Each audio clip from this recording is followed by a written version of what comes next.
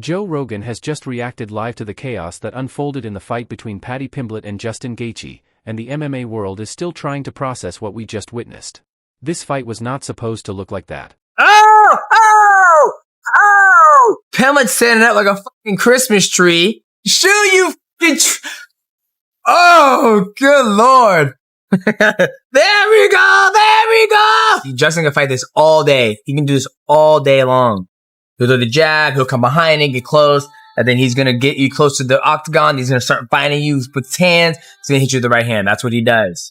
And he's pulling away. For somebody with good grappling, it's like, go underneath, shoot a takedown. He's trying to fight a bull that you don't have the power to beat the bull. And all Paddy has to do is go to his back and he's good. Go around him, Justin. Just go around him. Yeah, Justin Gaethje won that. I think Paddy Pimblett did not follow the corner's game plan. Not gonna lie, he hit me with a body shot in that first round. He hit me right in the solar plexus and it got me. Know what I mean? That was why I thought I was winning the first round up to that point. I'll be back better. It's as simple as that. Because I haven't seen the last of me. Dana, I remember when Paddy first arrived in the UFC, you were saying stuff like, well, his entrance is good and it's all well and good to get the fans, but he needs to be able to fight. Obviously, we've seen him have great wins before, but to show you the durability he had in that fight tonight, do you feel like even though he lost, he would be considered one of the best in that division moving forward? No doubt about it. I mean, he was the favorite tonight. I think that's what every other one, he's the underdog and everybody thinks he's going to lose. Tonight he's the favorite.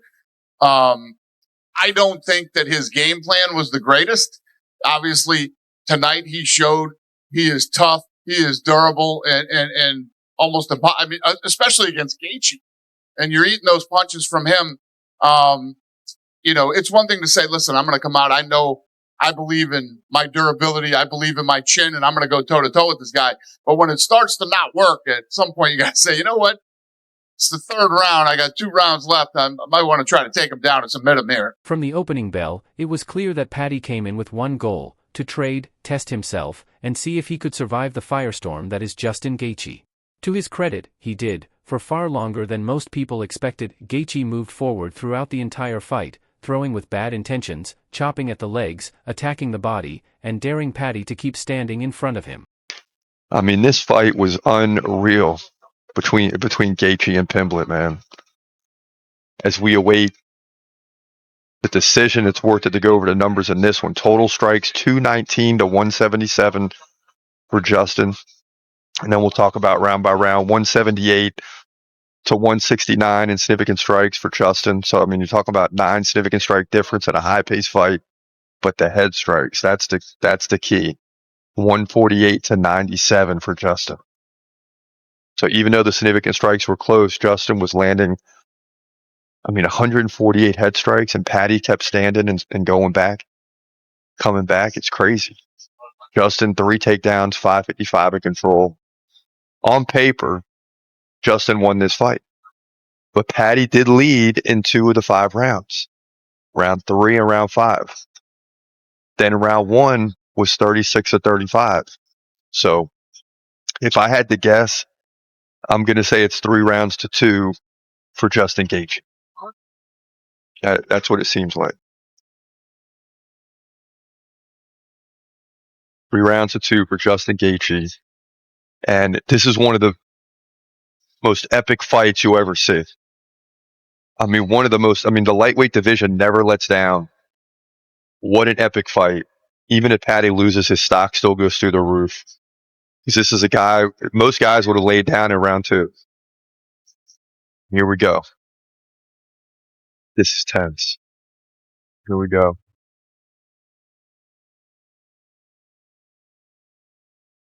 $48, $47, $49, $46, $49, $46. It's going to be Justin. Paddy knows he didn't win 4 rounds.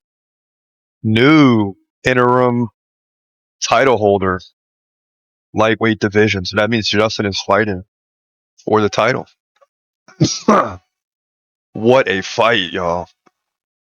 But Justin Gaethje pulls it out in dramatic fashion. Credit him. Credit him. His stock goes up too. He's now 27-5. Wow. That's the way it goes down. Main event. Lightweight division. UFC 324. Listen, Justin Gaethje won rounds 1, 2, and 4. Very clear, by the way, as well, especially in the first 2 rounds. And Pimblett won rounds 3 and 5, I thought. Very clearly in round 3. And then round 5 was a scrappy round that I thought he got the better of. This was a great scrap. I have no idea how Paddy Pimblett did not get flatline KO'd on about 50 different occasions. If he lost, yes, he did lose. And if he lost any stock from this, the one saving grace is that he's been saying for a long time, we don't get knocked out, lad. And that would be the worst thing to happen to him. If he got KO'd in one of these fights badly, that would just be his ridicule forever. What happened to Scousers don't get knocked out and it'd just be images of Paddy Pimblett out cold? I have no idea how he didn't get flatlined in this fight. Justin Gaethje was cracking him with so many overhand rights. And the worst part was, it's not even like you were understanding why he took the shot so well. Oh, he was rolling with that one. Oh, he tucked into that one a little bit. He saw it coming. I could see the shots coming. I was wincing while Gaethje was loading up because you could see Pimblett leaving exchanges with his chin up in the air and just getting his whole jaw span. And somehow he's still in the fight and throwing back. Absolutely crazy fight. Justin Gaethje started very slow, but picked it up towards the end of round 1 with a big knockdown against the cage. It should be mentioned. Even though it's going to be seen as biased for me to bring this up, I bring up fouls in every fight breakdown I do. I know I wanted Paddy to win, but I am going to bring up the fouls. Gaethje fought very fucking dirty in this fight. A lot of eye pokes, a groin shot as well. I think Paddy Pimblett had a groin shot that he landed too, but that was towards the end of the fight where it was just an absolute mess of a scrap between the two of them. Listen, all leading up to this, you never downplayed how tough you thought Paddy would be, right? But surely you never thought it was going to be like that. I mean, did you envision a scenario where he goes toe-to-toe and has a Justin Gaethje fight with Justin Gaethje? Yeah, I did. I mean, that was his only choice. And I knew he wasn't going to quit. He's not a quitter. I've never seen him quit, never seen him give up. And luckily I found some success early.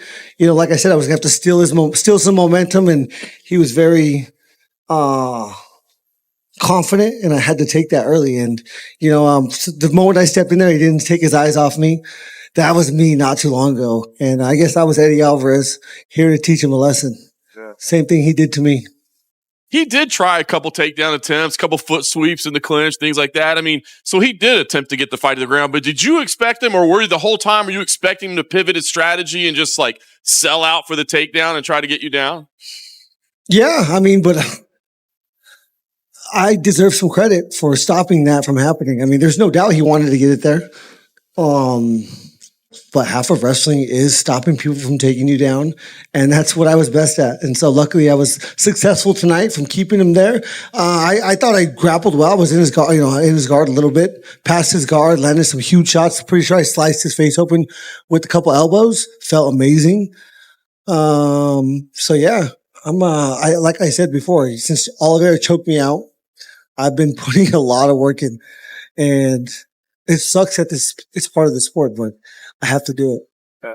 I thought it was great that you gave him some credit to his tagline, the Scousers don't get knocked out. But I mean, as you're hurting him multiple times over there, like, do you start to get frustrated at all? Or like, what do I got to do here? No. I just got to stay in it. You know, my coaches do a good job at keeping me focused and keeping me in the fight.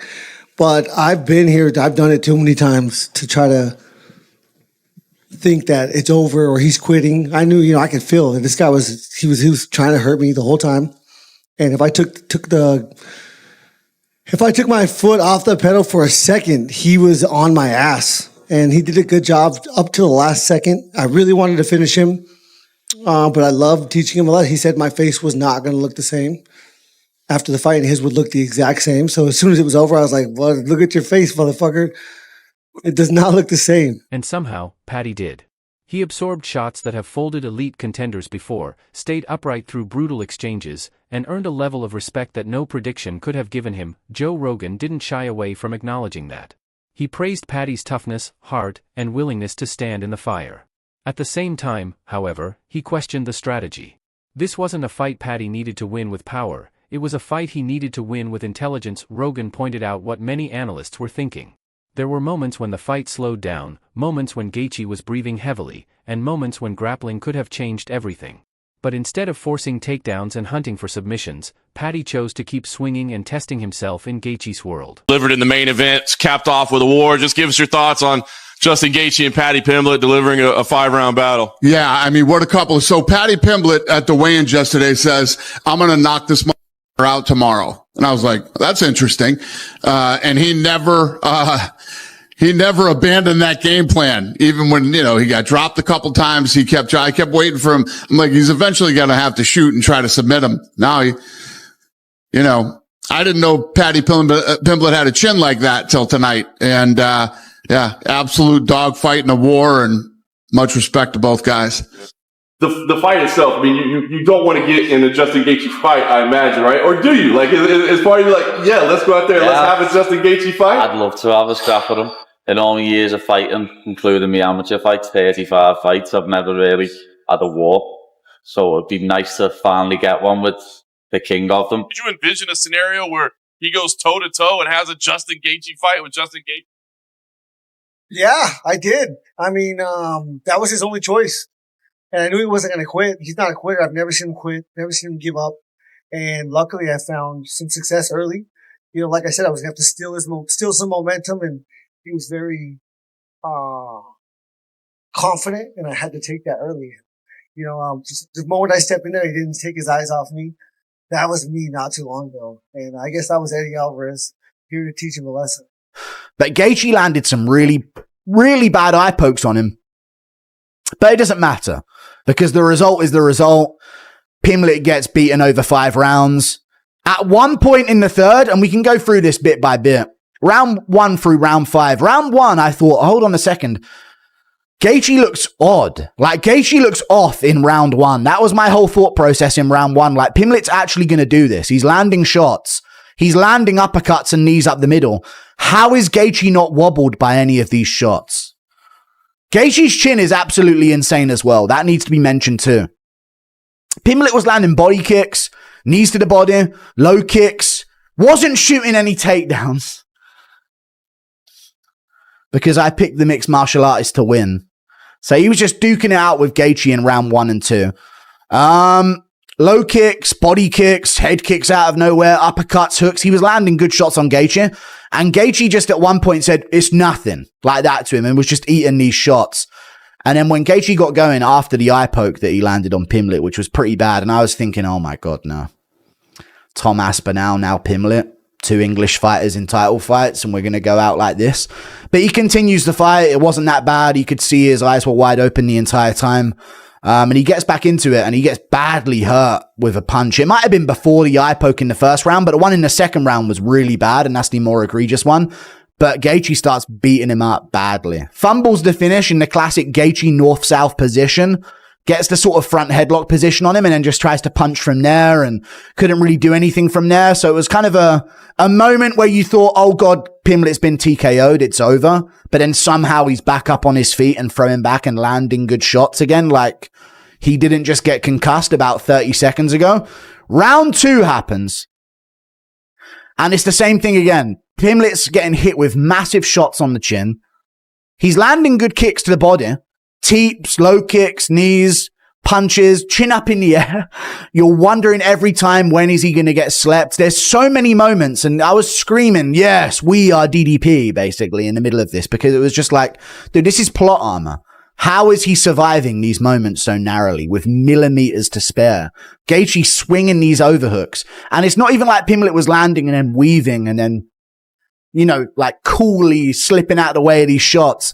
He was just there to be hit, but in such an awkward way that the shots were just whizzing past his head and face on so many occasions. I really thought this is it, that he has been chosen to win this. It's all going his way, even though he's getting beaten up. And then he gets thumbed in the eye in round 2. No, I love it. This guy, I love everything he's been saying. He's definitely sounds overconfident. He's out here disrespecting legends like Dustin Poirier. I'm going to dog walk this English on Saturday. Watch. Lad, Dustin's never got a nice word to say about me, lad. So, I was honest and said he looked like shit against Gaethje. Fucking hell, stop fucking crying, you can't get That wasn't even the fight you were talking about. You said his last fight. Which? No, I'm saying Dustin looked like shit against Holloway. That was what I said.